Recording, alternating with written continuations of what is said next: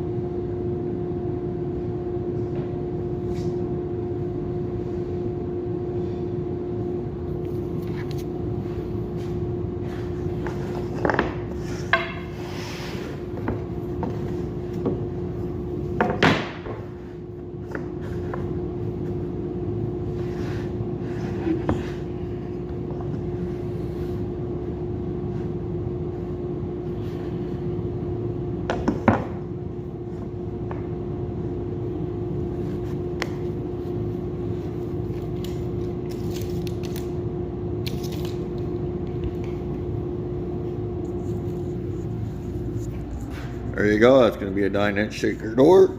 Once I take my 1/4-inch MDF and make a panel for the center, pretty easy. I got another one over here that's going to be a 13 3/4 shaker door by 30. Easy peasy, lemon squeezy. Anything you want to know about making shaker doors, just let me know. Want to learn how to do them on a table saw? I'll get more into detail for you. Just let me know in the comments. Ciao for now. Alrighty folks, we'll get a little more into detail on how I make my shaker doors on the table saw. First of all, I'll get all my measurements I need for my doors. My stiles and rails, they're all 2 1/4 inches. So let's say I want a door 9 inches wide with 39 1/4 high. Well, I know my stiles are going to be 2 1/4 by 39 1/4. And my rails, I got to do the math on that. So you take the double width of your stiles, which is going to be 4 1/2 inches. So you subtract 4 1/2 inches from 9. Of course, that gives you 4 1/2. And then you add an inch for your tenons there you have to make, because they sit in a 1/2 inch on either side. So now you're up to 5 1/2. So you know your stiles are going to be 5 1/2 by 2 1/4. Simple math. Then you go over to your table saw. You get things all set up, and you're using 1/4-inch MDF stock for your panels. So right off the bat, doing the math, that leaves you 1/4 inch on either side of the panel. So you set your fence. So you got a 1/4 inch. You put your blade in there. You run it through.